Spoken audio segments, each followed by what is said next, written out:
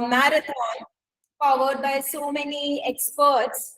We have, more than 40 plus experts who kind of participated and contributed to the execution of this whole monsoon marathon. And I think there are folks who are joining for the first time. So for them, I will give a quick overview of this whole Monsoon Marathon series. I think Neha ma'am did it beautifully in the last session. I may not be able to do that well, but I will give it an attempt. So it was so I'll just set context that why we even started this session, like what was the vision behind it. So we see that in India, the student to teacher ratio is kind of very high compared to most of the countries. And therefore, it becomes very difficult for teachers to kind of, make sure that the whole class is getting something, which is apt for their level where they are. And now the technology, especially after the advent of AI, this has become possible. So we want to bridge that gap between the teacher community and the pace at which technology is moving by doing this technology competency building workshops.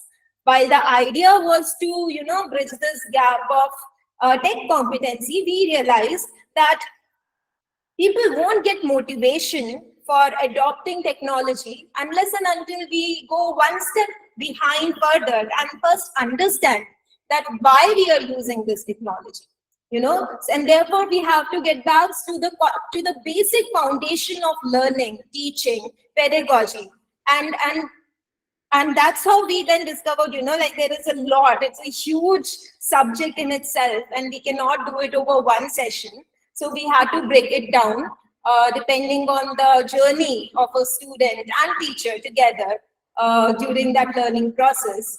And that's how we broke down these 5 topics, which were framing right questions, and then the delivery mechanism. It could be online, it could be offline. And the third one was around designing effective assessments leading to effective reporting, and then data-driven remediation. We will be quickly touching upon all these 5 sessions in a while, but as we close this marathon of 5 sessions, we are not just closing a chapter, but we are also setting the stage for something new, something exciting, because learning is an ongoing process, and we want to keep feeding on that fire, that the fire of curiosity. And with that, I'm very thrilled to announce the new theme which we'll be coming up with after this monsoon marathon, and that is why comply with NEP. I think NEP in itself being a 66-page document, and then NCF, which is again 600 plus pages. So much government has done to put together these reforms, but although there is a lot of buzzword around some of the progressive teachers, but still I think there is some need in going and understanding in depth that why we came up with these, what are the benefits, how we can implement it at ground level. So these kind of discussions will be taking up in the upcoming series. And for that, we have a very, very apt chief guest today. We have Mr. Ved Prakash Yadav. I will quickly introduce him to our guest today. So Dr. Ved Prakash Yadav is chairman at Board of School Education, Haryana, since 2022. Before that, he was a vice chairman at BOS Haryana, and very beautifully earned with his qualifications like PhD in education, MA in public administrations, LLB, and there are a lot of accolades in his whole profile. Like I can go on reading them, but there are 5-6 things that I want to highlight here. So he has done programs like strategic leadership for schools in changing environment from IIM Ahmedabad, one of the most renowned brand of India. And then he has completed a program in accreditation for schools from Quality School of India, New Delhi. He has been a CBSE resource person for more than 15 years, and has also served as principal and director of CBSE affiliated schools for about 20 years.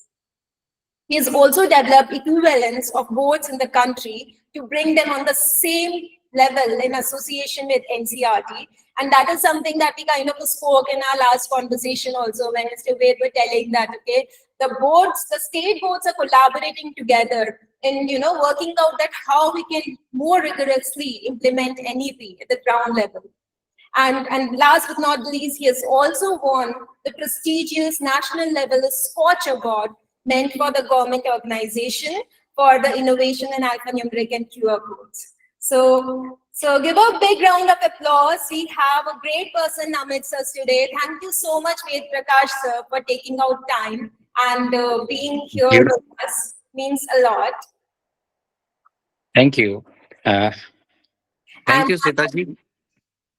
yes, Uh, yes, sir, please go ahead. yeah. First of all, I congratulate all the participants for joining us online, and it's a wonderful initiative that you have taken up to enlighten everyone with the technological changes that the teacher needs to adopt in the changing environment today. Technology is the only enabling force specifically to acquire all skills. Even in general skills, technology plays an integral part. And today, in the government, we have what is called digital India transformations, whether it is a Diksha platform, or it is Nipun Bharat, or it is FLN, Foundational Literacy and Numeracy. What I have understood is that in the government sector, the government schools are much more into it. But anyhow, this private schools are not very much utilizing the platforms which have been developed by the government. So my appeal would be here that everybody acclimatizes themselves with the platforms, digital platforms which are developed by the government. And of course, there are organizations like you who are working in a step ahead by incorporating artificial intelligence into it. But perhaps I would like to appreciate the efforts which you are making, all right, by imbibing artificial intelligence into it. Rather, after you can go ahead with this, uh, I would say one thing that we at Board of School Education Haryana, we have introduced digital evaluation or on-screen marking. No answer sheets now go to the teacher in the hard form. They all go in the digital form. They are scanned and posted, and the software interacts it with the teacher. Automatically totaling of mark is there. There is no answer sheet or page left unchecked. There is a capping on the question, maximum limit marks for the question. Before, if the question was of 3 marks, teacher would give 5 marks. And sometimes children are very smart, they would repeat the answer. All right. Now the software would stop them and say, no, it is a repetition, eliminate one. So number of, changes have taken place into digital evaluation also. I would request you rather help our board if we could collaborate in the days to come, specifically on inclusion of artificial intelligence into evaluation, online or screen marking or digital evaluation. So once again, I congratulate you for this wonderful effort which you have taken up. All right, and let's hope. I hope all will, harness the fruits of this efforts which you are making in the days to come. I congratulate you once again. Thank you. Thank you. Thank you so much, Ved Prakash sir. In fact, inspiration for us is the efforts that government is taking in place. Like our effort in this direction actually started after deep diving into NEP and NCF. So that was a huge inspiration. And yes, we are working very aggressively in bringing the latest neural network technology and in making this whole system more adaptable, more flexible, more customized for every student. And with you here on stage, I would like to kind of officially launch our first beta version of Neo Assistant made for teachers to implement NEP more holistically at ground level. Although this is just the first version, and a lot of teachers have actually helped us in building this. And there is a lot more scope for adding more features, maybe improvising, but that will happen over time. But I'm like a little confident today to kind of show it to public. So with that, I'll share my screen and I'll show a quick demo to everyone here with us today. It will just take about 2 minutes, and you will see that how technology can make things so simple to execute. Heavy words, very simple to execute. Yeah, So please. I think my screen is visible now. This is Yeah. the home screen of the teacher interface. As soon as they download, I think a lot of teachers are here familiar with who have been using it in the database as well. So as soon as you download, in 3 steps, you can create a class. You can choose whatever grade you are teaching. You can choose your section, and you can choose the subject that you're teaching. And that's how you create your class, and you can share this invitation with your students on any common channel. It could be a WhatsApp, it could be your Google Classrooms. You can just share it wherever your students are, and then you can go back to your homepage, go to that specific class, and create a worksheet. All the chapters would already be listed here as per your curriculum. You can choose the assessment. It could be a formative, summative. You can choose the subtopics also, which you specifically want to kind of assess. You can review the questions, answers, explanations. And if you are satisfied with that worksheet, you can share it with your students. And that's done. All of this happens automatically. All of this happens with the power of AI, right? And this is the flow for your students. Your students tap on the link, they join the class just in one tap. And as soon as they join, they can see that worksheet that you sent them. And this is a personalized worksheet, right? And then they can start the quiz. And this is the interface where they can attend the questions. So they can also see some hints at the bottom. You can see there is a hint tab. So if they are confused or need some help, they can see the hint and then they can go on. So this actually helps, in ongoing learning. It's not so much about marks, it's about making them learn. So that is what we have. So this is a normal quiz that goes on. I'll just, skip the part where this kind of ends. I think I would, yeah. So then you take the review of the student also, that did they enjoy doing it. Student also gets some, okay, they are maintaining some streak, they're getting some points, they have some gamification elements to make it fun for them. They can review the worksheets, where they were right, where they were wrong. So instant feedback is there. And then there are some recommendations based on AI, based on, the topics or subtopics that they will be. And then here in the teacher app, immediately in real time, you can see that, okay, one student has completed it. So in this class, since there was only one student, which was me, so I can see that, okay, one student has attempted. And again, from here, I can see, review the, kind of worksheet and then see the topics that are assessed. How the reporting for this would be, that I will touch upon in the kind of, when we do the express recap of the sessions through the screenshots. But yeah, I think this is one quick demo where in less than 1 minute, teachers can send personalized worksheets to all of their students. The questions are generated automatically. All the questions are tagged on the curriculum, on the chapter, on the subject, subtopic.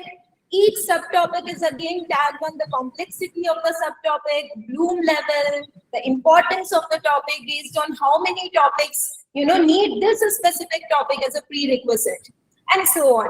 So I know there's a whole lot of, kind of science and pedagogy that has gone into the building of this, and it would be difficult to talk about everything in this session. But yes, while we do the express recap, every aspect of this product and the pedagogy behind this would be covered, and you'll get a little more context of, how this whole product works, the science behind it and the technology behind it. So with that, yes, Ved Prakash sir, I would also like to, kind of invite you to address our audience, especially, the scope or the importance of using technology today. And one more thing that my audience, actually, few of them requested me, they have sent me personal messages that, okay, since Ved Prakash sir is coming, we would like to know that what is happening at the policy level, and this holistic report project that you yourself are working on very closely. So if you could shed some light on that, it would be great. That's fine. Shwetaji, in the government of India, we are working very hard specifically in bringing about what we say is that in implementation of NEP 2020. If you look into uh, that, this is on 29th, that is on Monday, we'll be completing 4 years of our NEP 2020, and there is a big celebration in Hotel Ashoka, Chanakyapuri, Delhi, that the government of India's top officers, bureaucracies, and the educationists will be brainstorming on its implementation aspect. And you'll be all glad to know I am one of the key presenters uh, in that uh, conclave tomorrow. At 2 p.m., I'll be presenting it. But what's important is that just on Friday, yesterday itself, we have completed our deliberation on holistic report card, which is for foundational level, which is for primary level. There is one for middle level, and then finally we have it for secondary level. Yesterday, if you look into this, this is our holistic progress card, which is a draft of it, which we have got it yesterday, Oh, and very soon you'll be able to see that it is in the public domain, and wow. the schools will start utilizing this. Not only that, even the board examination, all the boards will be issuing their certificate according to this holistic progress card for classes from 9 to 12th. So, and when it comes to specifically equivalence of board, that is one thing I like to tell you. In our country, if certificate is issued by Tamil board or an Andhra board or a Punjab board or Haryana board, and a child scores about 80-90% marks, are supposed to get 90% marks. Now, there is no equivalence measure of it. That is in terms of pedagogy, in terms of difficulty level of question papers, and you know that even in Delhi University, how the admissions which were done on the basis of marks, which state certainly dominated it. Unfortunately, from one state we found that about 4 to 5,000 students have taken admission in prestigious colleges just based on the marks. That is why the role of CUET came. Today we had to introduce CUT, that is Common University Entrance Test. So similarly, more of things are coming into the domains, and I would say that maybe from next year, most of the states would start implementing NEP provisions of introducing new curriculum. That is up till class 10th. There will be 3 languages and 7 other subjects. So 10 subjects in total, and you will have a basket of subjects at the class 11th and 12th level also. Most of you must have gone through that NCF 2023. I Right. hope, yeah. But this implementation hasn't taken yet, but it's in the pipeline. We are all working to bring it out, and NCRT has come out with certain new books also. And very soon, this year also, we are going to roll out many other new books as such. But the main aspect is the competency based education. Now, what are the competencies? Here, your AI will have a role to play. You can label competencies and the questions also, that which question checks which competency of an individual, and what are the competencies developed in a child by asking such questions, or what is the competency level of the what is the competency level of the child that is able to answer these questions. I'm sure AI has already come into its play, and there are some organizations which have already come up. Yours seems to be a more vibrant than them, as I had spoken to you, and you are inclined about it. So I wish all the people associated with the organization will benefit. Whenever there is any need, or you feel like that I need to provide any information which is latest for the every participant in the group, I'd be more than happy to share it with you people. Thank you so much, Shwetaji, and all the best. Thanks. Thank Jai you so Hind. much, Prakash sir. We would love to stay connected, and maybe for our upcoming theme, which is on why comply with NEP, we would need more guidance from you, more understanding that what the government is doing at what level. So we would love to kind of stay connected and take this association forward. Chalo, fine. Thank you. All the best. No. Thank you, sir. Thank you, Thank sir. you. And with that, everyone, we will do a very quick recap of our sessions so far.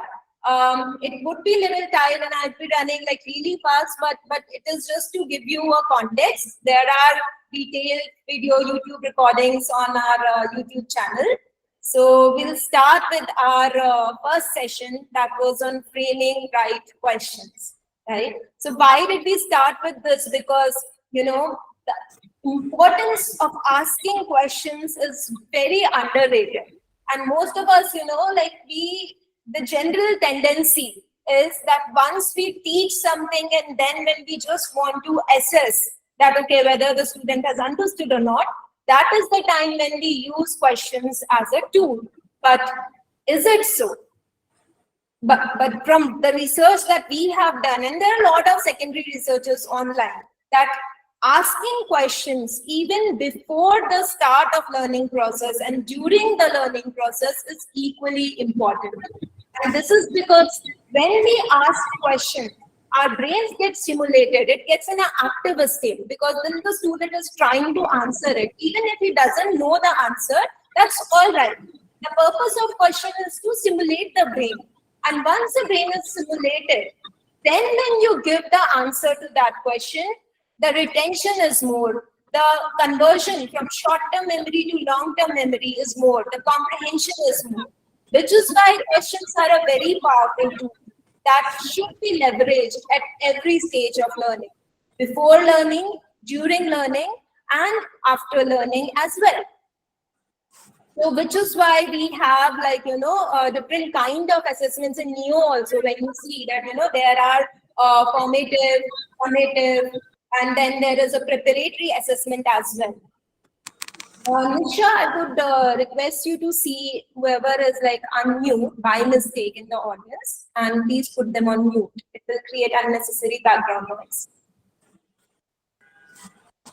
So yes, so when to ask question, and then we touched upon what all types of questions can be asked, right? So we have open-ended questions, we have closed-ended questions, we have objective, subjective. In objective, we have a whole range of questions. We have multiple choice, we have true, false, fill in the blanks, what not, right? And then there is also a kind of, these okay, objective questions or MCQs might not be very efficient in gauging the comprehension of the student.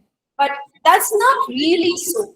With the help of proper competency-based Bloom level tag questions, like if we follow the Bloom's taxonomy framework, we can design MCQ questions which very effectively gauge the understanding of the questions. Now, of course, there are certain guidelines that we need to keep in mind by designing these questions, like, how you are framing the question, what kind of options you are keeping along with those, the correct answer. If the correct answer is like very easy, you can just make it out because the other options are very absurd, then it's not a good MCQ.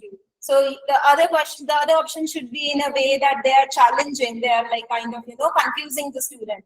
So the way you design those questions is also important. And we touched upon some of the best practices, some do's and don'ts of designing right questions, right? Here we also discussed that why a same question cannot cater to every student, because every student is unique, their mental state is unique, they are in their different stage of their learning journey. So not every question will trigger every student in the same way, and which is why personalization can add a lot of value. So when we are curating questions for the students, we want to take into account a lot of parameters, right from the students' interest, passions, his current learning state, IQ, aptitude, and then design a question which just is apt for that student and triggers into the maximum level. And for this personalization, I think in the whole, act of the whole exercise of creating questions, we also did a survey with our community wherein we have like more than 1,500 teachers right now. And this was the response from the community, which kind of said that if we want to design good quality questions, then it's a very time-consuming task. We generally get very repetitive. Even if you try to generate it from AI tools like ChatGPT or Claude, after a certain point, it will start giving repetitive content, right? They are not mapped to the subtopic level, like maybe chapter-wise, but deeper or granular tagging is missing in the questions. There are less resources in the new patterns, like the GNP is suggesting, higher order questions, case-based question, assertion reason, right? And the questions are not very engaging. The students always tend to run away from exam, assessment, questions, right? They don't like to do it. And if the students won't attempt the questions, then they're of no use. So keeping in mind all these pain points that emerged from our survey, and this was like long back, right? This is when we started designing a solution for this. So AI tools that are currently in the market, for example, ChatGPT, Gemini, Claude, Perplexity, there are a lot of LLM models. But however, they are useful. Something is better than nothing. They definitely help in saving time by creating mediocre quality questions, but then they need human review. And I think we had the Shah sir who actually worked as a CBSE resource person and used this AI tools, and then he shared his pain with us that how it was giving all rubbish responses towards the end, and they have to sit down and manually review all those questions. So then we kind of did a comparison that to some extent how you can optimize this question generating exercise by knowing that which LLM model has what strengths, what weaknesses, and what is the most suitable or what is the most relevant question generation use case of that specific LLM. So we did that mapping. Like if you have nothing else, at least you can refer to this mapping. If I want to generate some science or math questions, I'll refer to Gemini. But if I want to generate some social science questions, maybe I'll refer to Claude, right? But if you want to kind of go one level down and create the best quality questions, then these are some of the failing points that you should know, that where LLM models today kind of fail. They have heavy dependence on prompts. That is one very big thing. And as teachers, we are not trained into writing a programmatical language, which the systems understand. So then we kind of are expecting the teachers to do a whole prompt engineering course, so they know exactly how to write effective prompts to generate effective questions. And not just that, even if you learn how to write effective prompts, then there are other issues also. For example, these models are very generic because they are trained on global data, and that's why there is a lot of bias in the kind of model, and then the responses, right? And then most of these models are paid, which actually give good solution. They have lack of depth. They do not have contextual understanding. They are not trained for a school ecosystem. So there are some challenges with these models, and these were some of the solutions that we looked at. So you can take the base of an LLM model, and then you can train it further on a specific curriculum, a specific content. You can do subject-specific modeling because different subjects have different nature and have different nuances to it. For maths, there are actually different models that are more effective. For language and for humanities, then there are different, right? That's why there was difference in the existing models also. And the best thing is actually to create your own AI model, taking into consideration whatever are the priorities, what are the priorities for you. So this is how we ended it, and this was the amazing panel that helped in putting together this specific session. I'd like to quickly facilitate the panel members here for taking out time. We will dispatch all the recognition certificates in the coming week. And in this event, I would just like to kind of call out to them and share their experience of working with NEO and collaborating on this Monsoon Marathon series. So, Shelly ma'am, you're the first one who I connected with for this. So, over to you. Please share your experience in a couple of lines. Shelly ma'am, you're there. I think if you're there, you must be on mute. ठीक है, I think Shelly ma'am was there at the beginning. Might be some technical glitch or something. I know the other members were like kind of little busy for this specific session. So we'll quickly move on to the next one. And that was offline versus online delivery. So this specific session was in a format of a debate wherein we kind of put together 6 motions and we had experts, talk for the motion and against the motion. And the idea was to highlight the pros and cons of both online and offline mediums. So towards the end, we can take an informed call on, depending on the situation, which mode is more effective. Right? So I'll quickly run through the motions and directly come to the conclusion of this debate. So online learning is not effective. This was one, right? And this was kind of derived from the fact that still more than 70-80% of the online courses have less than 10% completion rate. So this was our first motion, and then second one was that online learning tools increase student engagement. This again derived from the research papers, which says that gamification and certain, other behavioral science techniques can actually boost the engagement by up to 78% when it comes to online learning. Then third one was offline learning is essential for the development of foundational academic skills. Fourth one was online learning can better prepare students for the digital economy. We all know that how AI and technology in general is disrupting the market. And here, if you deprive the students of technology, will it be good for them in prepping for this new world? So this was our motion 4. 5 was online learning is not suitable for younger children. Maybe it is good for adults. And the 6th one was online assessments are more efficient and accurate than the offline assessments. And we concluded it at while technology is definitely a huge value addition in the whole context of education, but maybe for the primary grades where the child's mind is still developing, where in like primary and preparatory stages, face-to-face interaction is better. And for the middle and secondary stages, online can add a lot of value. And there also, there are 2 aspects of online learning, right? There is one, the delivery of learning, and then there is one, the delivery of practice questions and assessments and homework and all that.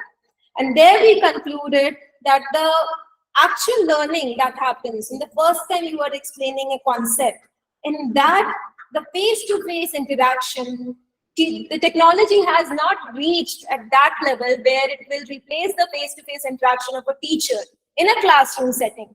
There are a lot of things around that.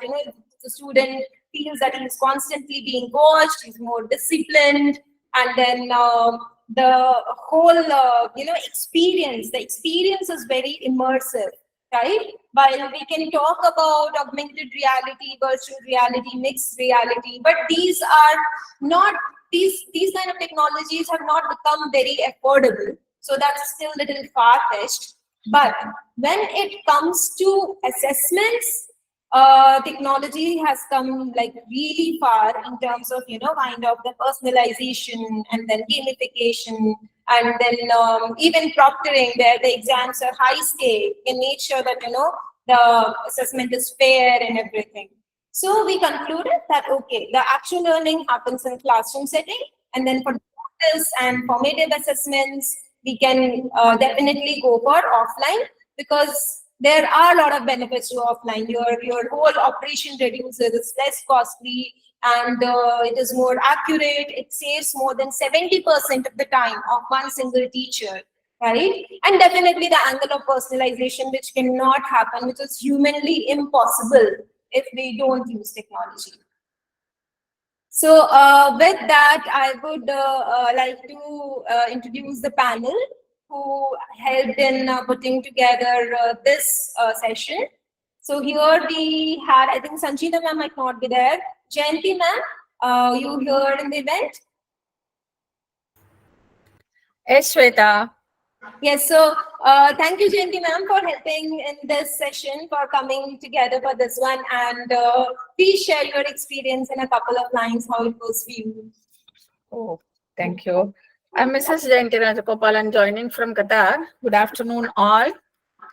Thank you, Shweta. It gives me immense pleasure to meet you all on this online platform.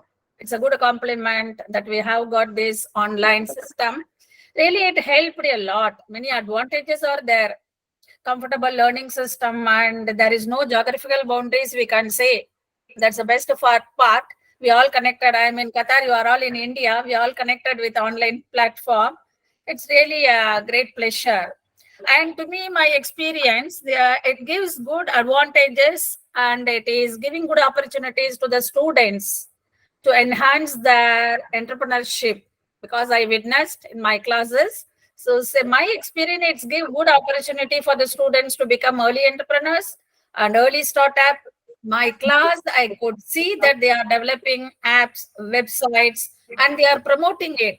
So it's a good opportunity for the students, and I would like to promote to see that advantages positively, and all that we should see that how, where, why, where, that's matter, how we are using it in a positively, and always it is there with a new app to enhance ourselves in the teaching environment. Thank you, Shweta. Thank you,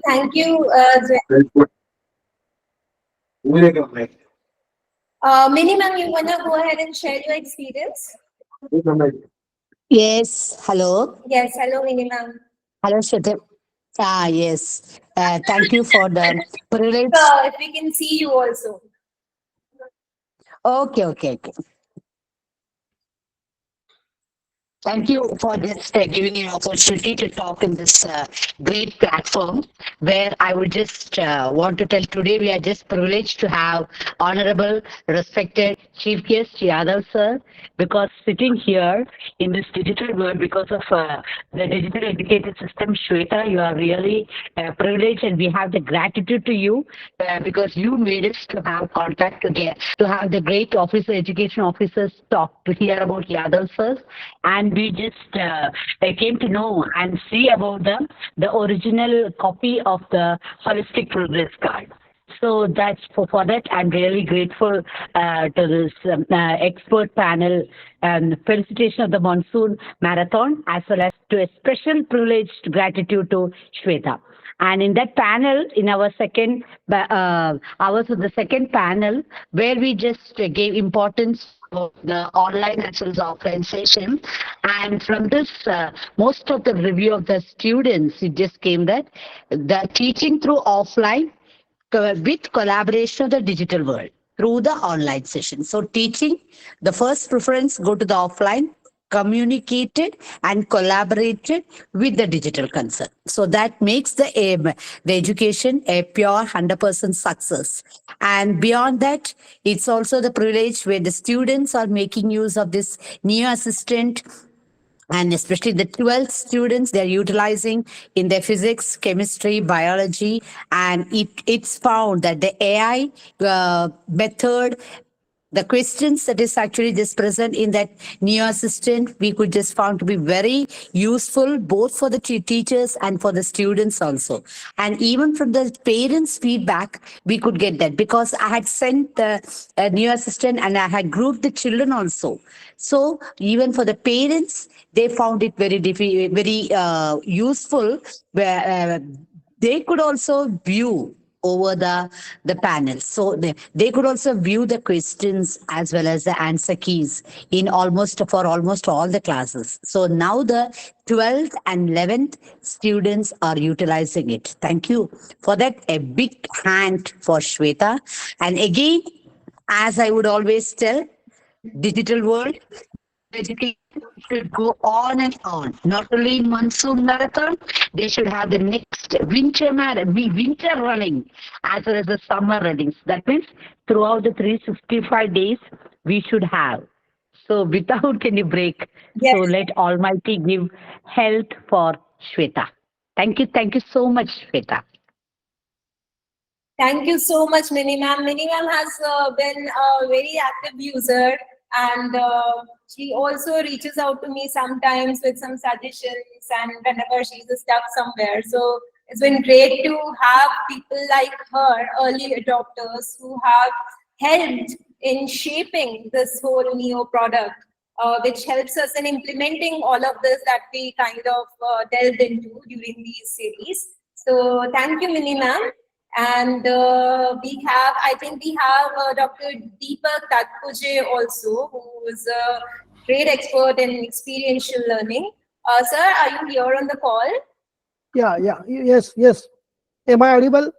Yes, sir, you are audible. Yeah, I would yeah, love to hear your experience, sir, in a yeah, couple of yeah, minutes. yeah. Yeah, thank you, Shweta ji. Really, it was a very great experience to take a participation in this expert panel of online and offline. The various experts emphasized various aspects and merits and demerits of online and offline education. And more, the conclusions come out with these two mediums, with their merits and demerits. I found it those are very much useful while making the practice in the classroom.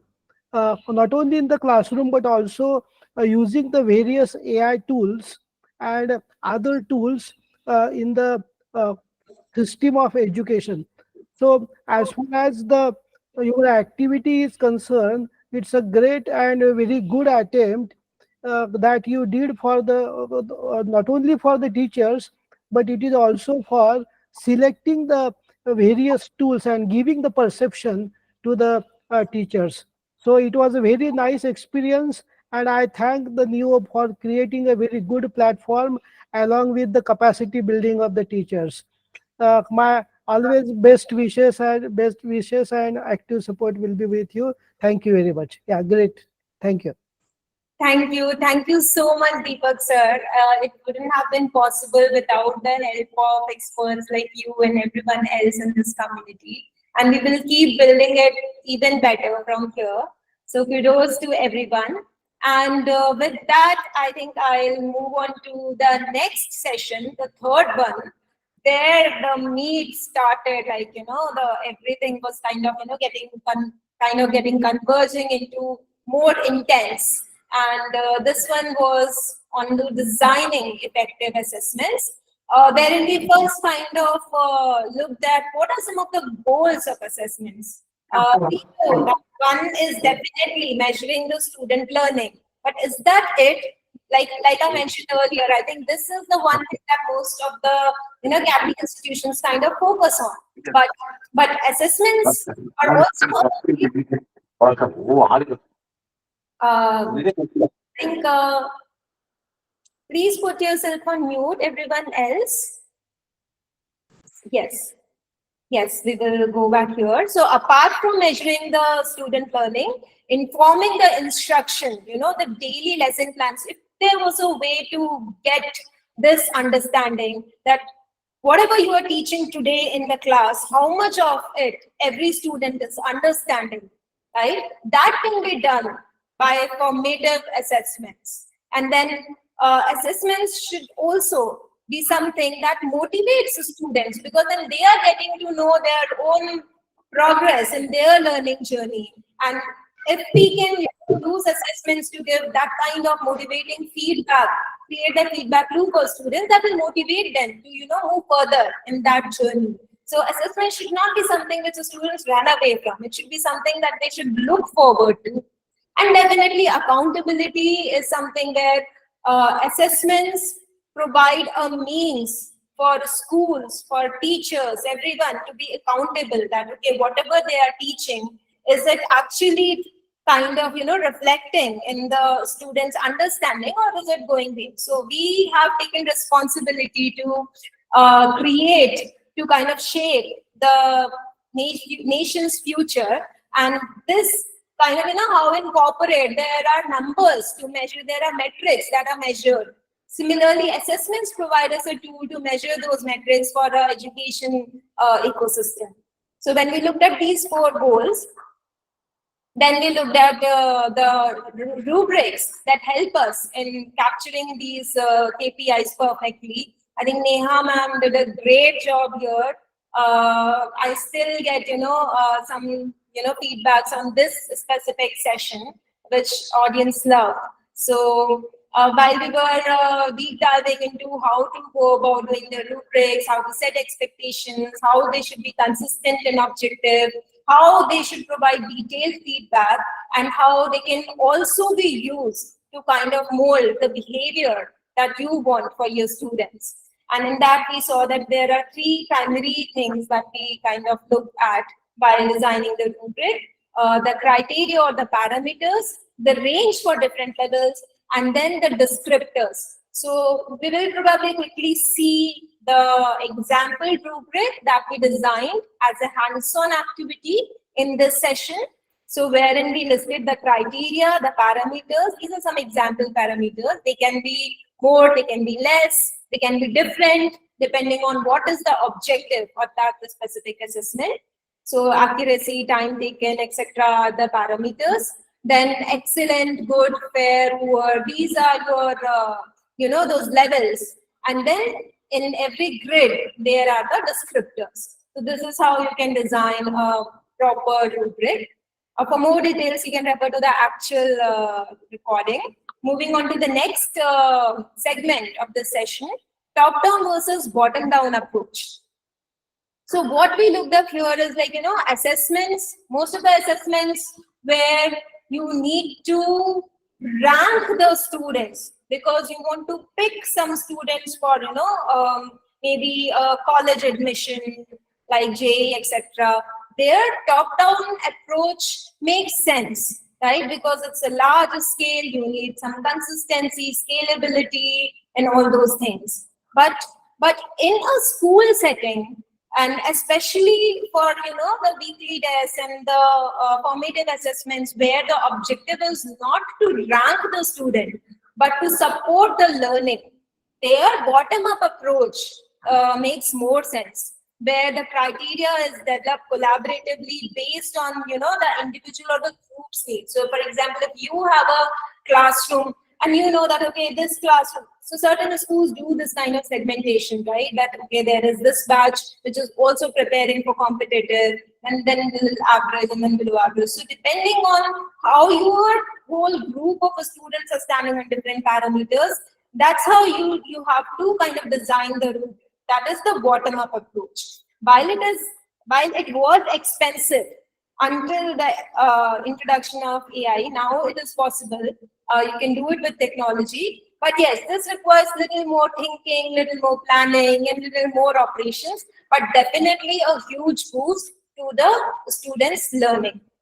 So we compared these 2 approaches, and then we looked at the instant feedback, that how immediate response to a student that can happen with the help of, again, technology. In normal pen paper assessment, it's difficult because the students will respond and then the teacher has to take it home, he has to correct and then give feedback. Generally, there is a delay of 1 to 2 days to even more, 1 week or 2 weeks. And by the time the student gets feedback on the performance, it has already washed out of his or her mind. So that is how immediate feedback here can add a lot of value, and there are ways to implement it with the technology. We looked at some researches that are done in this domain right from 1991 to 1995, which shows that how important or how much value this instant feedback can give in the process of learning. Up to 28% improvement in the performance has been observed just by making this feedback immediate. As soon as, so that is why we have given, at the when we saw the new demo also, as soon as the student finishes the quiz, immediately at the end he gets to see that okay, what questions he got right and what questions he got wrong. So this is the reason why we built the flow that way. And then how that feedback should be. So there are certain best practices that we can follow while giving the feedback, so it's more impactful. It should be specific, timely, it should be balanced, it should be positive and encouraging, so the student is motivated. It should be actionable, and they should also know that, okay, why they were right or why they were wrong. So here we showed, with the help of some screenshots from the Neo app itself, that how the feedback can be, can follow all these best practices. So it should be constructive, the language is encouraging, it's relevant, it's very specific. Like, if they are attending a quiz, then for every subtopic or every concept that is being assessed, they get to see that how they have scored in that. They get the action also, they can take a remedial quiz, and the explanation is also provided. And then finally, we touched upon the gamification part in designing the assessments. Here, Naman sir, who's directing Mayur School, one of the most reputed schools of Jaipur, gave a very beautiful perspective around the whole gamification subject. While most people understand gamification as PLB, but there is a very popular PLB fallacy.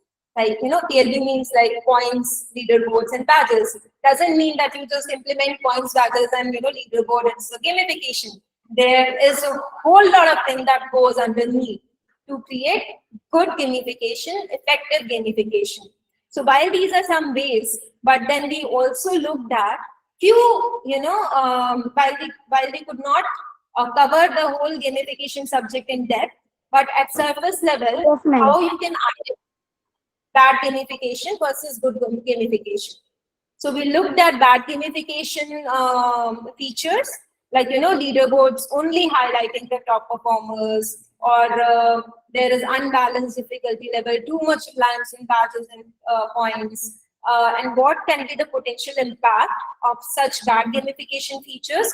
So tomorrow you are using a AI tool or any technology tool for driving assessments, look out for these bad gamification features or signs, right?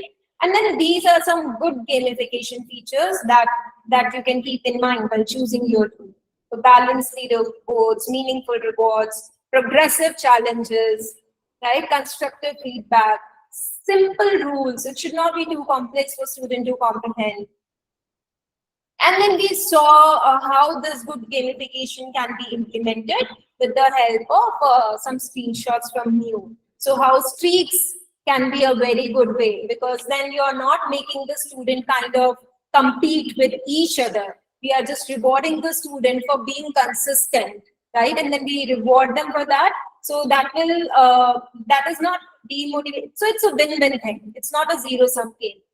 And then we have to be very goal-oriented, measurable. So tell the student, okay, don't leave them stranded that they don't know what to do. Give them very specific goals, and then they should be able to see their progress on that goals. That is shown by this chart, right? And then there are personalized quests, there are some bounties. So these are all a part of good gamification, where no one is getting hurt, no one is losing anything. Everyone is a winner in their own journey. Balanced leaderboards, and then personal progress. You highlight the benefits of not depending too much on the points. Also highlighting that what actually they will learn by doing that assessment. So these are some good gamification implementations.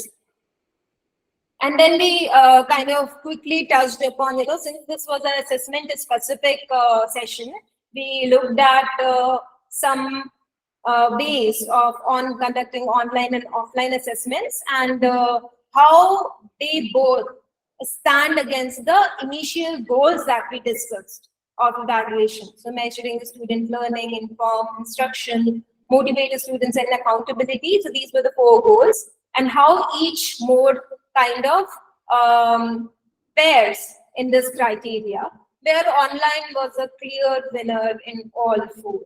Right? So by learning, again, takes us back to that conclusion that for learning, classroom teaching is still better.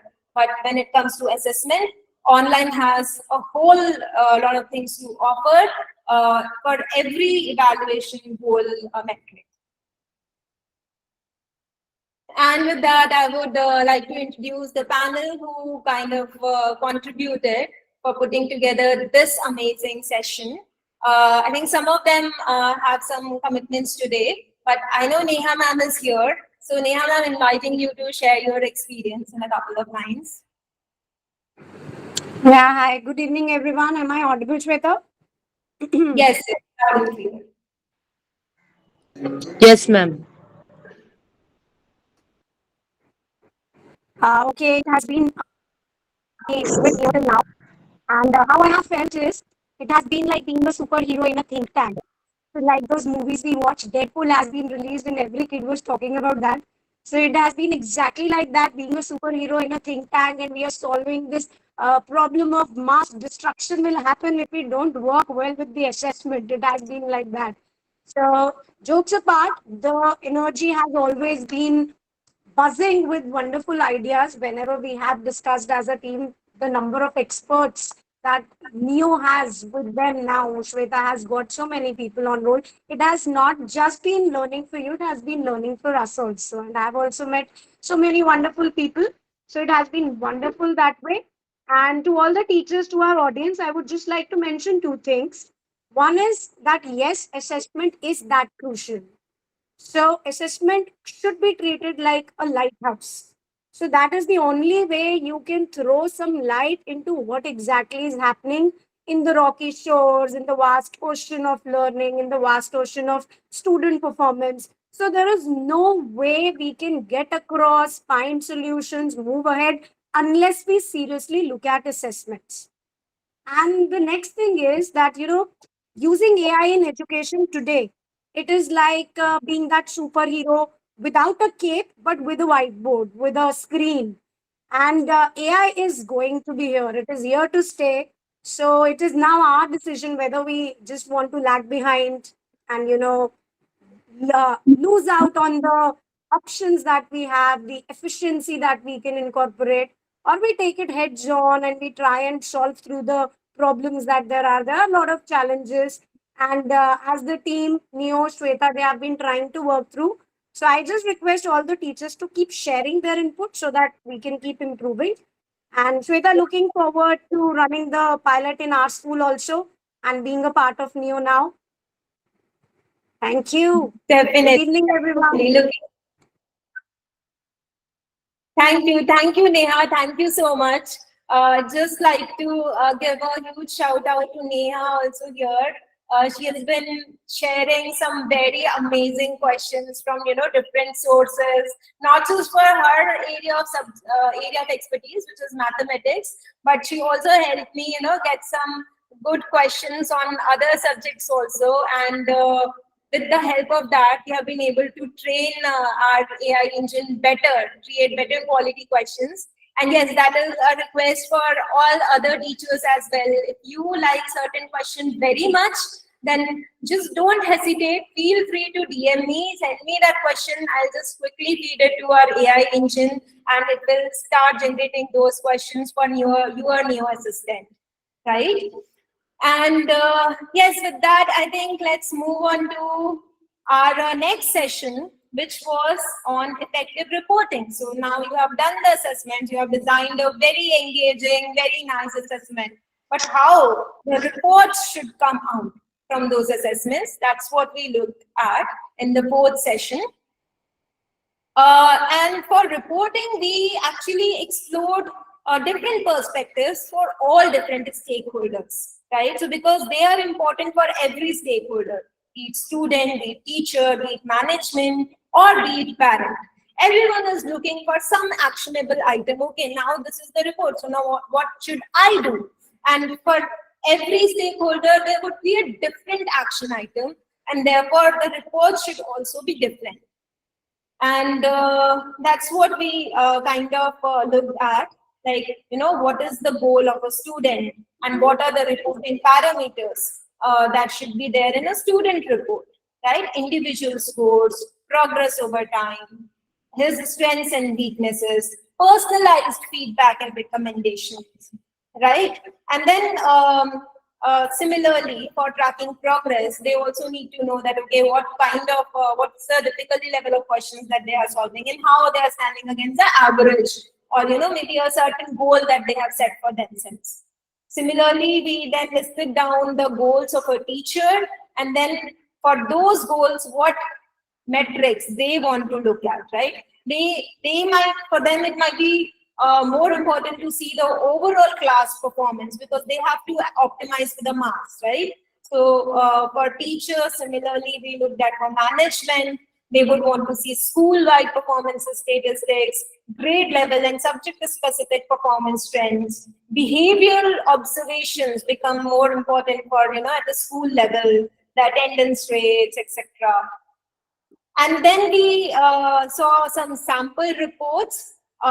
Huge shout out to Namrita ma'am here who shared, some of these reports from her experience, from her, real student data, which kind of shows that, to make her learning more effective, what all parameters she has been kind of tracking, even though it takes a lot of effort and time and Excel sheet, or the shenanigans of that. But still, because it is adding that much value, she's taking that much effort to do all of this. Again, we can look at some more screenshots of those sample reports here. And then we also looked at it from the parent perspective. What are the goals for parents and what could be the reporting parameters for parents, right? The comparative performance with the class average, the teachers' comments. Again, behavioral aspects become very important here for parents. And then we deep dived into good reporting prerequisites. So what do we need to ensure that we have good data in a structured form so we can derive good reporting metrics from that? And then it all boils down to one thing, which kind of was getting reinforced in all these sessions, and that was the importance of questions and the importance of tagging on those questions. Right. So here, Shaliman did a great job. Actually, she has been helping me in designing all this conceptual architecture also. So what are the parameters the question should be tagged on? Obviously, great subject, learning objective is something that we kind of, do. But going beyond that, the concepts and sub-concepts, the bloom level of each concept, difficulty level, what skills are we assessing? Like Ved Prakash sir highlighted, estimated time for a question. What are the prerequisite concepts for that question, right? So all these parameters can be tagged at a question level. And we did a quick hands-on activity also where we did tagging for the simple chemistry question. So some of the parameters that we discussed. And then we touched upon the assessment design approach, balanced versus personalized. So here, it's more like that top-down and bottom-up approach. For top-down, we can say that it was more balanced, and then bottom-up is more personalized, right? And then the pros and cons of each. And then we also looked at some of the parameters for personalization. Suppose you want to go with the personalization approach, then what all parameters you will take into consideration. So here, the interest of the student, the comprehension skills of the student, language comprehension skills, and the foundational skills of a specific student, right? Every student has a different level of foundation. So that's why they are very, very far off in their learning state of their learning journey. The competencies across topics, their core cognitive skills, right? Core cognitive skills means like your working memory, or their logical reasoning, verbal reasoning, data interpretation, critical thinking, problem solving skills. So all these are skills, right? IQ, aptitude, the history of their topic, and not just what all topics they have learned, but at what interval, at what frequency, the recency of the topic. Because over time, degradation happens, right? So that also needs to be tracked. Learning and forgetting curve of every student, attention, focus. These are some of the parameters that can be considered for personalization. And then we looked at reporting for different types of assessment, different types being preparatory, formative, summative, and diagnostic. So for each kind of assessment, what is the objective? And then what are the reporting tips for that specific assessment? Again, we won't deep dive into it since we are a little short on time, and idea is just to touch upon everything. We'll move to next one, which is holistic reporting. Now, this was the crux of this session, and Ved Prakash sir has mentioned he is also working at a policy level that how holistic reporting should be like. And whatever research we have done, taking from government and taking from academic researchers, these are the three elements that we think are very, very important for a holistic report. One being academic knowledge. And when I say academic, doesn't mean just in current scope of current curriculum. If the student is not scoring well in certain aspect, then it should also show that why that gap is there, by taking it one level down, that okay, mathematics is not probably his strength, but why? Are there any foundational gaps because of which he is not able to perform in current grade? So academic assessment of the current curriculum as well as in-depth diagnosis of the foundation skills which are leading to not so good performance in the current curriculum. And then the core skills that we already discussed. Now NEP is also emphasizing a lot because after the advent of AI, everything is getting disrupted, and the current education system is more apt for preparing a student for an industrialization era, where they just need to follow one set SOP. So it might not need so much of critical thinking and problem solving because most of the things are already decided. You just need to follow those steps. But now with the help of AI, there is automation in every space, and everything that just needs to follow a set of processes is now automated. So therefore now core skills have become very important. The problem solving, creativity, critical thinking. And this is why now NEP is also pushing for more case-based questions, assertion region, higher order questions that test these critical thinking skills. And then behavioral traits are something that are very important, but is still not being very closely monitored. In the when we actually deep dive into why these are very important. And we also then all these three elements: academic knowledge, core skill, and behavioral traits.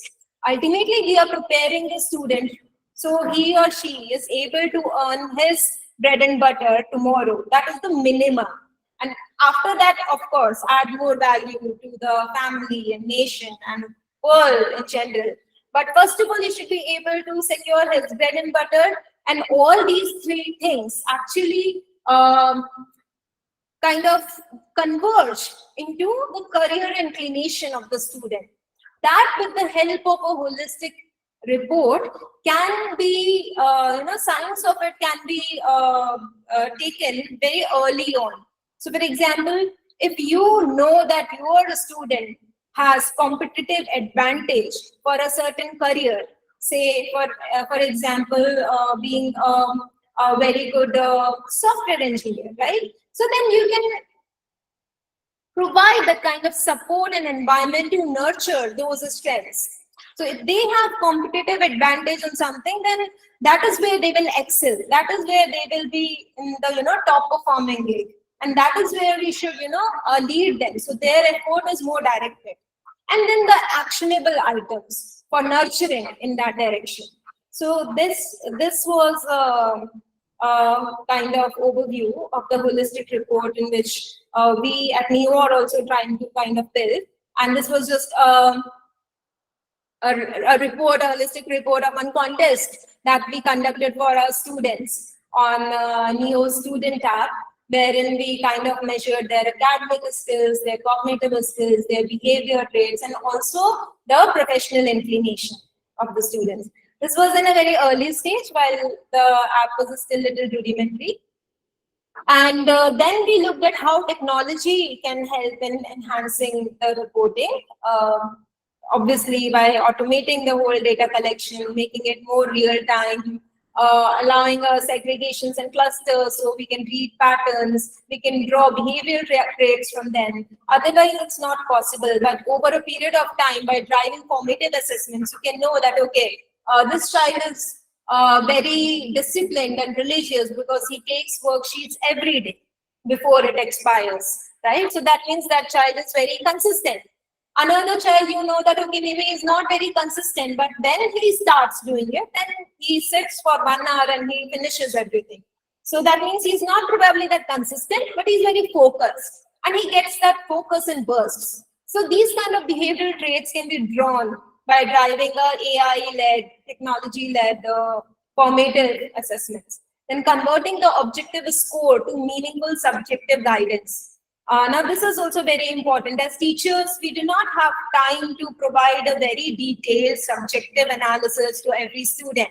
You know, we can just give marks, and maybe for some students who come and ask us, "Ma'am, यहाँ पे इतना marks क्यों दिया है?" Then we can probably explain. But it's not possible for every question for every student. But with technology, it is possible if we have a proper rubric in place. So it will create a subjective, feedback also for the student based on how he has performed in the different rubrics. And then definitely you can give personalized reports with the help of technology. So in this reporting session, we also showed some sample reports from the NEO app itself, like how a teacher, so these are the teacher report screenshots. Teacher gets to see that how much syllabus has covered, how much the students are prepared. Preparedness is drawn not just from the curriculum, but also at what competency level the student is in that Bloom level 1 to 6 wala thing. So it's derived from that. There are AI insights for the teachers at what actions they can take, what patterns are emerging from their students, right? There is a whole lot of history, how many worksheets have been sent, what's the average score over a period of time, what are some of the areas of improvement that have emerged for that class, what are the strengths, who are some of the students who need maybe special attention, right? And the trend over time in a visual and graphical format. They can also go and see the performance of every student at an individual level also. But what is more important is this aggregated data. And if they want to deep dive into a certain student report, then that is also possible. For that specific student, they can see score, submission rate, what is the chapter-wise mastery of the student, what is the attention areas for that specific student, right? And what is the chapter-wise preparedness of the whole class. So this teachers can see in their teacher report. This is the report that the students see in their interface, that, immediate feedback. And so these are made keeping in mind different stakeholders, different goals, and what metrics they should see in their report. So for students, we have kind of, given this more personalized, we have taken more personalized approach, right? What they have learned, they should see the progress. There are, some things to motivate that, okay, students with less than 60% core skills lack in decision making. So you get some immediate action also there that, okay, you can take this twist from here and improve on this, right? So these are some screenshots from the student report. And this was the beautiful panel that helped in putting together this session. Chitra ma'am very beautifully explained that holistic report part, Chitra ma'am and Mayan sir. So starting with the Chitra ma'am, are you there, ma'am?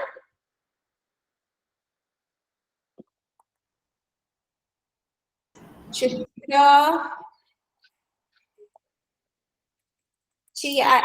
I can't see her now. She was there sometime back.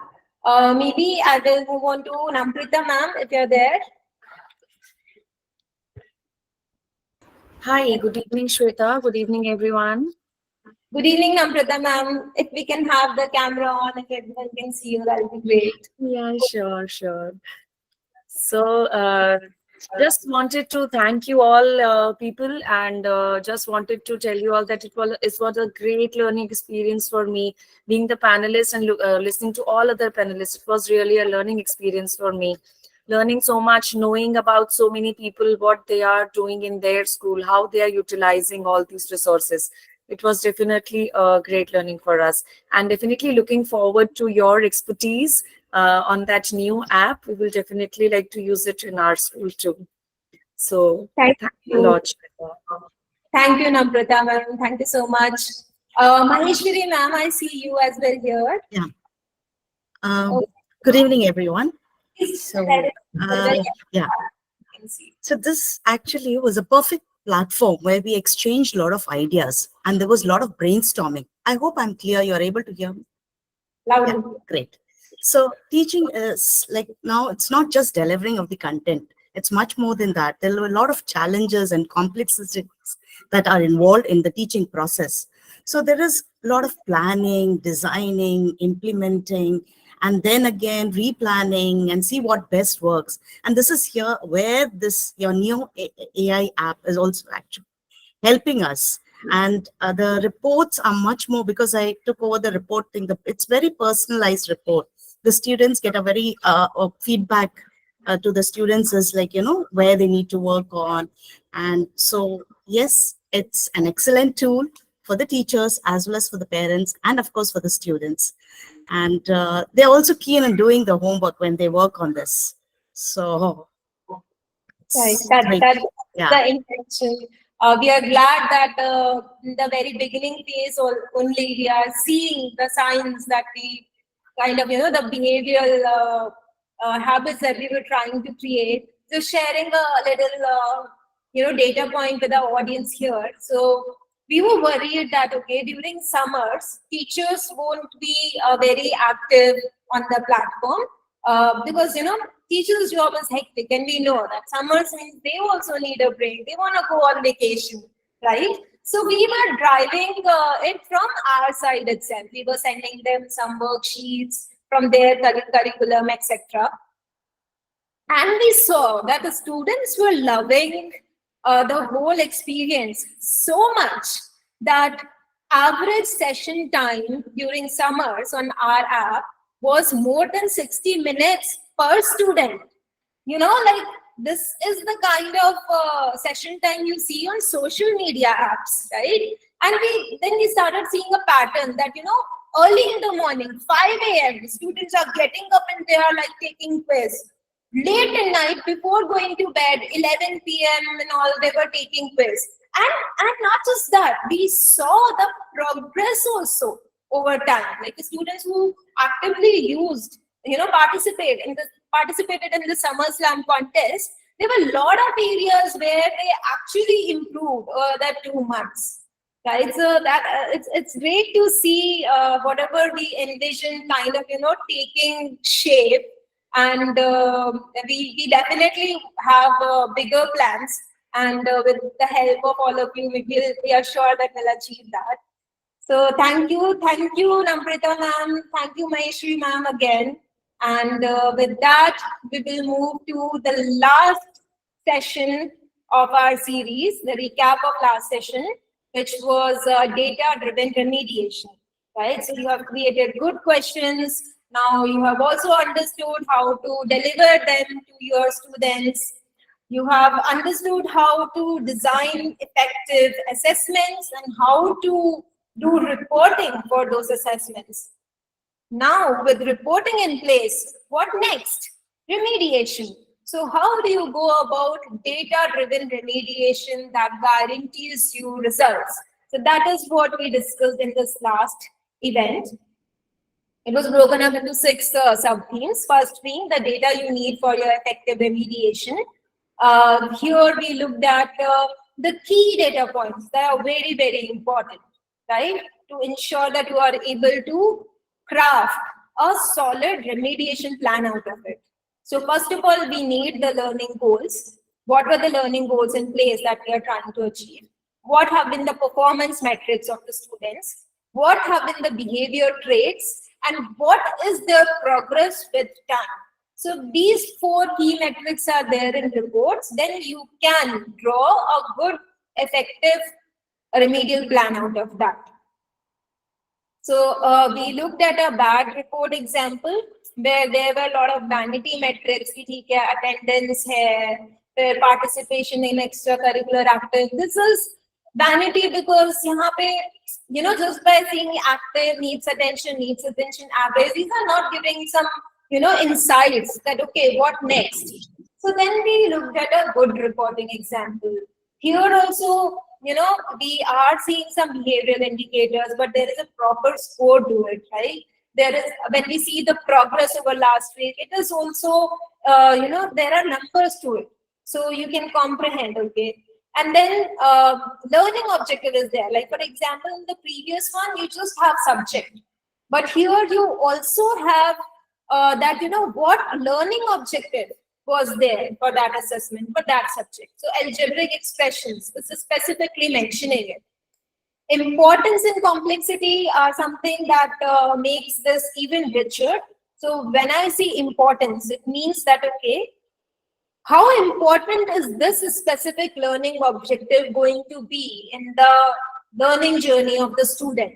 And it is derived again from the topics or concepts that will need algebraic expression as a prerequisite, in the learning journey of the student. So if there are more concepts like that, which are based on algebraic expressions, then the importance would be more, right? And this is very important because there are a lot of students and parents who are not very, especially these days, they are not very marks oriented. They just want to know that, okay, if my student is doing, fairly well in some important areas which might have more real life application going forward, then good. So they want to identify those topics, and this can be done with the help of a good reporting framework. So we looked at this example of bad reporting and good reporting. We also had audience share some of the data bits where some, data-driven insights help them make some good decisions. Then the second part was churning insights from data.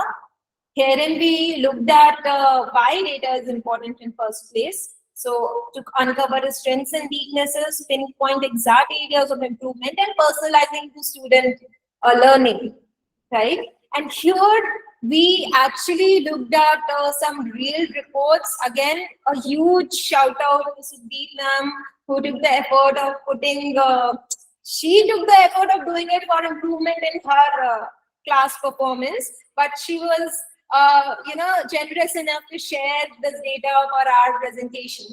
And we can see again, how topic-wise at a very granular level, she has tracked the attempts and performance, and then also put together the plan of action for those. Similarly, here is another report which shows the analysis of their half-yearly question paper. Here also, topic-wise, they have broken it down, right? So, and then also how reports can be made more consumable. So if this kind of data is like, it's not very easy to look at numbers and crunch them, and the whole Excel sheet things are like, they not every teacher also have, that kind of resources, ki aapke paas acha laptop hai, good internet connectivity, and the skills to crunch the numbers and all those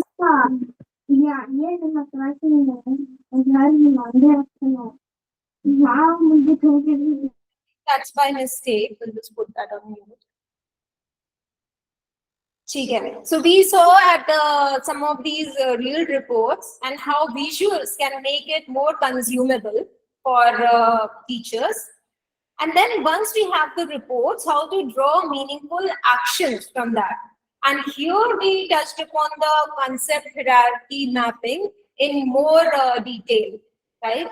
So for deriving meaningful actions from the reports, one prerequisite activity that is needed is organizing concepts and finding connections. Create that concept architecture, right? And for example, we'll just take the example of that good report that we saw in the beginning, say algebraic expression.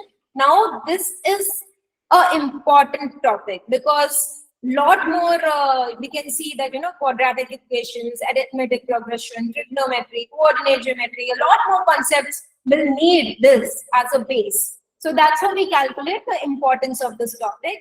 And now that we have identified that, okay, for this student, we see that there are certain areas that were assessed, but this was one of the most important topic, which, you know, was down by 10%.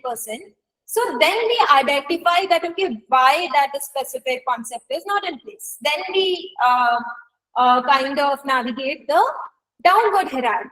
So we navigate the upward hierarchy to find the importance of the subject, and then we navigate the downward hierarchy to identify the foundational concepts for that specific topic, so we can, you know, kind of fix wherever the concept is kind of broken.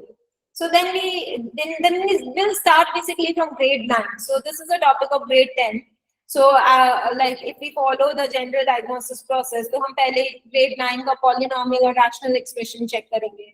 इसमें से if something is right and something is not right, then whatever is not right, for that we will start traversing the further foundational concepts. So it will go on like that. So this whole, you know, mapping of concepts with upward and downward hierarchies will allow you to create this loop. So a mixed worksheet with downward hierarchy concepts, we will start with this. And then we will identify the concept where students have less mastery. So this red one.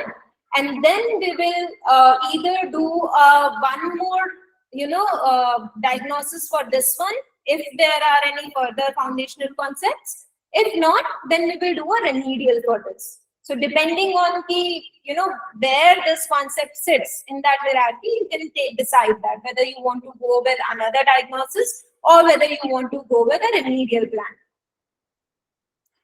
And then we looked at the action items that get results. So here we looked at how or what are the best practices for designing the action plan.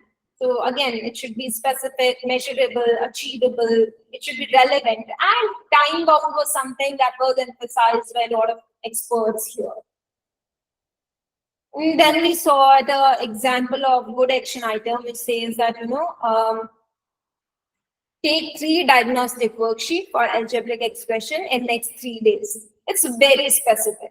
This is the kind of action item you should get out of your digital reporting tool. Right? Or it could be a remedial. If it is a remedial action, then it could be something like revisit grade 8 topic linear equation in 2 variables in 3 days, and then take reassessment on 4th day. So this is very specific. And these kind of things, they're measurable, they're achievable. It should not be very difficult also for the student. Relevant and time bound. So all these 5 things are there. And the 5th part was, you know, taking into account the role of every other stakeholder, student, teacher, parents, school leaders. Here we had a very special guest, Sriram, who was global learning head of Capgemini. I'll just take a little pause to bring the water. Excuse me, everyone.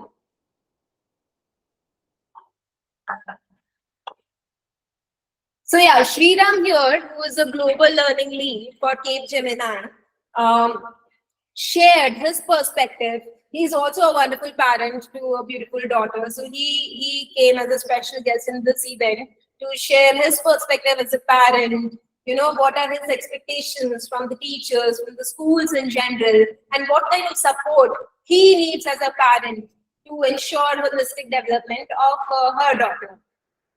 So this session was loved by a lot of people, especially the Sriram's part. And then we had Uma ma'am, who is a counselor at Surat, throw some light on, you know, the behavioral science behind the growth mindset, the challenges and feedback, and how to embrace that whole growth journey. So it's beautifully illustrated in the slide that how, you know, this whole cycle should keep going on. Right? Assess, remediate, and reassess. And growth-oriented feedback is like an oil that lubricates this and makes sure that it kind of rolls on smoothly. continuously.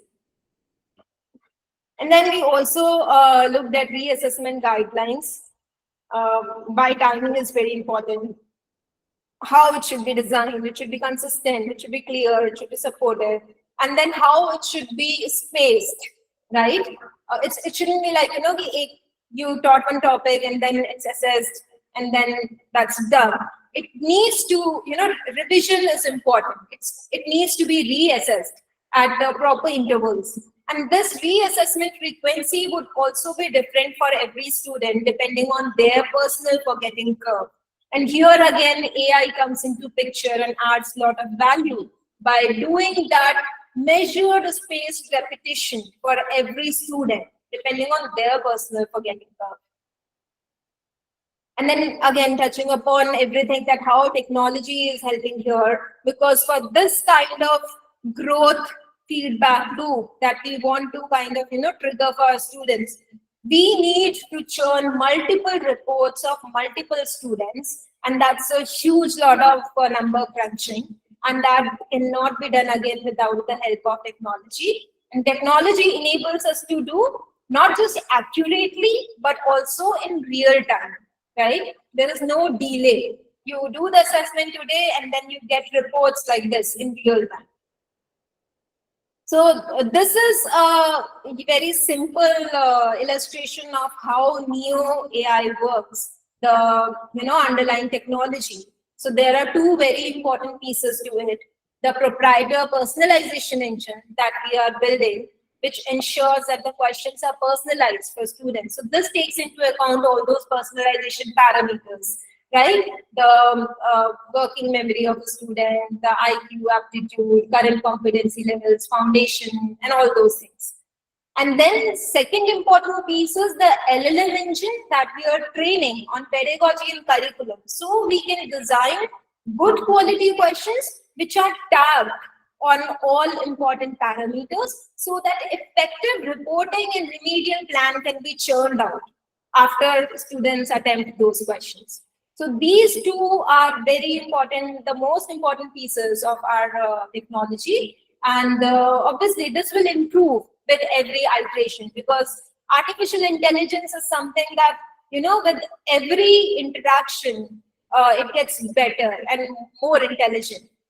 So once the personalization engine creates a persona for the student, and then the LLM engine creates a personalized worksheet for that student, and then the student takes that worksheet, and depending on how the student has performed in that worksheet, the persona of the student gets updated, and it keeps changing with every interaction. And the teacher is at the center of this whole cycle. With this Neo Assistant app, they can trigger this loop in less than 30 seconds. So we saw the demo at the beginning of the event. That's how you trigger this whole loop and, create that continuous growth learning cycle for your students. Some key benefits that you get access to all the best AI models so far, that too for free for question generation. You get aggregated reports which highlight the weak concepts of the class at an aggregated level. And then you also get recommendations on diagnosis and reassessment for every student. And this was the panel which helped us put this last session. So I'll just check who all we have today in the event. I think we do have Sukhdeep ma'am. Over to you, ma'am. You're there. Yes, I can see Sukhdeep ma'am. You are on mute, ma'am, if you're trying to speak. Hello, good evening. And thank you, Shweta, and thank you, Neo, for bringing all the wonderful, wonderful educators from all over the country. I'm watching this, so many different sessions, all different, yet beautifully synced into one main theme that you brought in. Absolutely, we were working on data-driven remediation. We all know that numbers tell a story, but again, not in isolation. Everything has to be, there is a context behind it. Really looking forward to more such interactions with the team, with all the educators. Thank you so much for the wonderful opportunity, and I'm really looking forward to more such sessions. Thank you, Subdeep ma'am. Thank you so much, Thank and thank you audience for staying with us. We have almost reached at the end of the today's session, and I would like to conclude it with some action items for us as well. Like, we are propagating actionable insights, action items. So what action items for us after doing, so much, after putting in so much effort, doing all these sessions? So one thing that I would really want to kind of, encourage all of you and call out for is participate in the pilot with Neo AI and help us shape Neo further. So this pilot will happen over 3 months. So we already have few schools with whom we are doing it. So how it goes is, like, for 2 weeks, we do a proper diagnosis for all the grades. And then we kind of, find the weak concepts of, at a grade level. And then for next 10 weeks, we do a very focused, formative, remedial action plan for those students. So the overall overall pilot would be for 12 weeks, 2 weeks of diagnosis and 10 weeks of focused formative remediation, right? And how you can participate in the pilot is, there is a field in the feedback form that we'll be sharing in a file. So if you want your school to also nominate for this pilot, we might not be able to do with every school. So there are certain limitations. We are a small team right now, and during the pilot, we will be very closely supporting the schools for driving this pilot, as in we have to strategize that how the diagnosis will run, and the worksheets that will go during the diagnosis part, they'll be very dynamic. So there are no predefined set of worksheets that will just keep going. So depending on what kind of performance metrics we see in the first 2 days, 1 or 2 days, that will define that, what worksheets are going subsequently. So there would be a very close collaboration between the schools and the new team, and therefore we won't be able to accommodate a lot of the schools, but we will do it in phases. And if you want your school also to be in this pilot program, then you can mark that field by filling the feedback form. And one benefit that you have by being a pilot participant is you get to ask for features that matter for you most.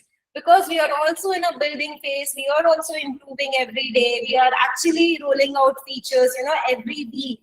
And if you come in as a pilot thing, then whatever you want. So if you feel that the feature of question generation at the teacher end is really important for me, then that will be prioritized, right? So you get an opportunity to shape it as per your needs. That is one. Second action item is you can collaborate as an expert. So like, I'm collaborating with a lot of other teachers here, other experts here for that conceptual hierarchy breakdown, for training the Neo AI more on better quality questions, for conducting these kind of workshops. So there are a lot of things that we can do together. And if you want to collaborate as an expert, that field is also there in the feedback form. You can mark it. Third thing, which should be simpler, is start using the beta, right? Start sending worksheets to your students. You will also earn certificates based on certain milestones to appreciate the adoption of technology, to appreciate you being an early adopter for something that enables you to implement all of this that we have learned, that we have seen in all these sessions. So that appreciation and achievement certificates will be awarded on certain milestones, and they are already set, right? You can see in your new assistant app that after you send your first 10 worksheets or 20 worksheets, then one certificate gets unlocked for you. So this is something simple that you can do at an individual level. These are the 3 categories of achievement certificates. One is your learning champion. So it depends on like the more number of students you drive these formative assessments for. Like if there are more number of students in your classrooms, then these certificate will get unlocked, which is the outreach champion. And then the second category is the certificate of dedicated nurturer, which will get unlocked depending on how many worksheets you are sending and how consistently. So if you send more worksheets, then you will quickly, climb up the ladder of the dedicated nurturer category. And then the last category is the holistic excellence, which takes into account both, like for how many students you are driving it and how frequently you are driving it. And there are 3 levels in each category, and we have some very exciting rewards for all the teachers who unlock level 3 certificate of any of these category, in any of this category. So look forward to seeing some active participation, right? And try it out, send your feedback, help us make it better. For next 3-4 months, we will still be in a non-commercial pilot phase where we will be closely working with the users, schools, parents, everyone to make it more valuable and more holistic. And then we will probably do one proper commercial launch, the big one, sometime around the September, October, sometime around the festive season. So that's the plan. Yes, one thing that I think any of you can do and should do is spread the awareness. You can add your colleagues, more educators in the group, because the second theme that we are going to touch upon, the NEP and NCL, here we are also planning to bring in, people, the policy makers themselves, right? Maybe someone from CBSE, maybe someone from some education minister. And these sessions would be a wealth of, value and knowledge sharing for all of the educators, and they'll benefit a lot. So you can add them to the group, bring them in this community, and spread awareness for what we are doing here. And with this, I formally give a closure to this Monsoon Marathon series. And here are some action items for filling the form. The first QR code is for the feedback form. And in this, you can also sign up for the pilot and for being expert to collaborate with us. Second one is for the new assistant. If you want to try it out, 1 second, I think I'll have to just go like this again. Yeah, so second QR code was there, which was if you want to try it out new on an individual level, you can just download it from Play Store and you can try it out with your students. And there are a lot of slides. We covered so much. So when I was putting together a deck for this presentation, I was like, there were 130 slides, and I have actually trimmed down a lot of unnecessary slides like recap and etc. So we were here at the last one, right? So you can try it out with the second QR code, and the third one is to join the educator circle of NEO, so you can be updated on the next sessions that are gonna come. And we will also share these links in the chat. So starting with the feedback form, coming right away in your chat box.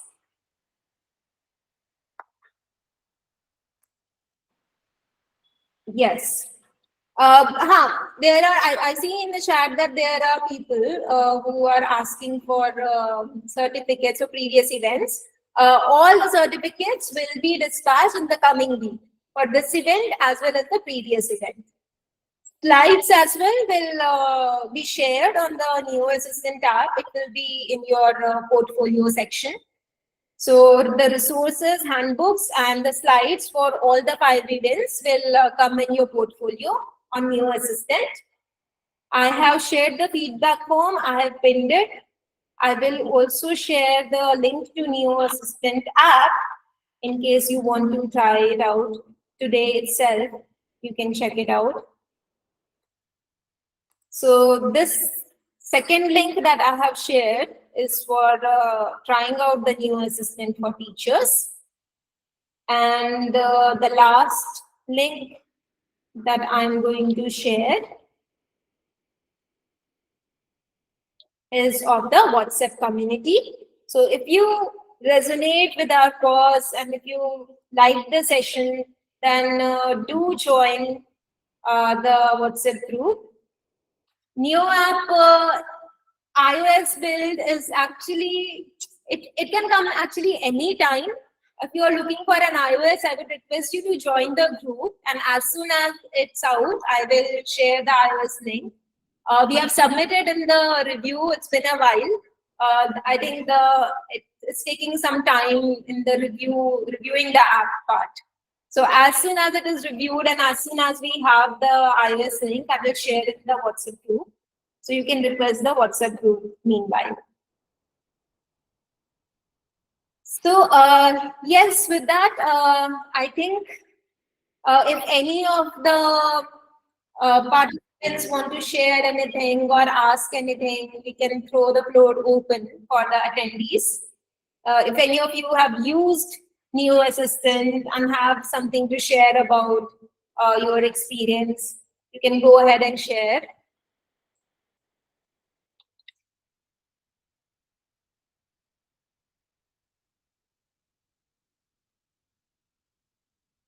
So I think there are very satisfied attendees. Everyone is just saying thank you and giving me a lot of claps. Oh, good to good. That's really nice. So, ठीक है. I think then if there are no more questions, we will carry this conversation further in our WhatsApp group. So we will. Can you please share session 2 slide deck of panel experts?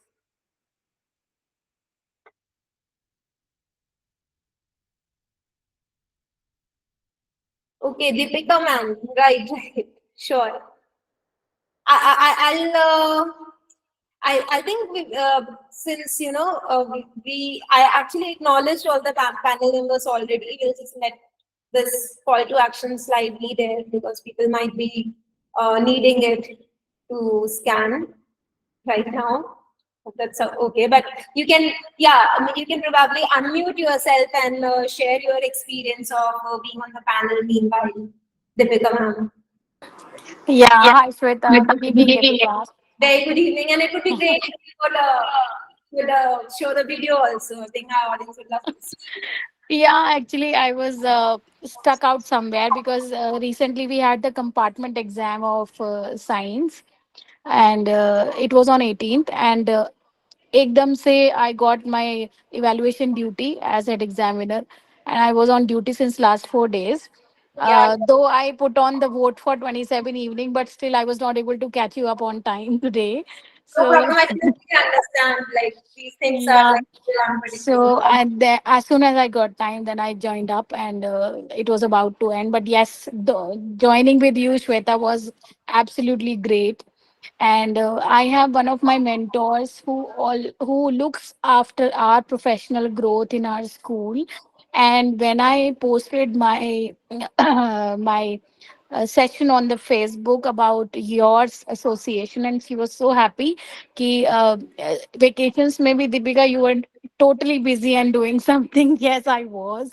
And thank you so much for that association. And you are really doing great for the learning environment and the educators all around.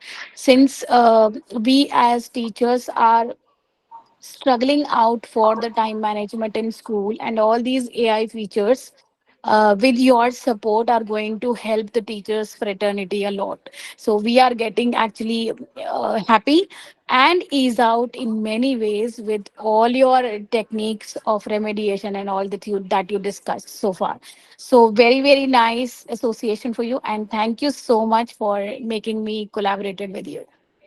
Thank you so much, Deepika ma'am. And this is just the beginning. I hope and I really look forward to a continued association. And Yeah, sure, sure, sure. Yeah, I'll be there. Thank you so much. And I think the third one is the chat group which I'm already in. So I think so we are not supposed to join it, right? If Thank you you. are already there, if you tap on it, you go to that chat. Yeah, So, thank you so much. Thank you. Thank you. Please all share my slide. I just need to take the screenshot. That's it. right. And I was just looking for it. Because I have iOS, as you told that you'll be sharing the slide deck in the app as well. But as of now, I'm not able to download the app. I will share the public link of the deck itself. So you Yeah, have yeah. Please share it on the WhatsApp, and you have my number, and I'll just do the figure. Thank you so much. Thank you. okay, Deepika ma'am. Thank you. And with that, thank you everyone else for joining us today. I look forward to doing continued sessions for you all going forward, starting with a fresh new theme coming on very soon. We will give it a cooling time. Ma'am, please share the feedback link. Feedback link is already shared in the chat also, ma'am. And the first QR code is also for that. Maybe I'll just quickly share it once again if you're not able to find it. Ma'am, please share it because QR code is not Yeah, clearly. it is also there, ma'am. I have pinned it also. So it's in the chat. I'll just share it once again. Shared it again. Yeah, Nupur has also shared it for me. Thank you, Nupur. Okay, thank you so much, ma'am. Yeah, no problem. So, yes, we will continue to do some interactions in the group around NEP. I will share some resources so we can all prime for the new series of sessions. And then maybe in next week or next to next week, we will again get started with another marathon with a fresh new theme and a whole lot of learnings, right? So thanks, and then have a great evening and a great weekend to all the teachers. Bye-bye. I'll just stop recording now.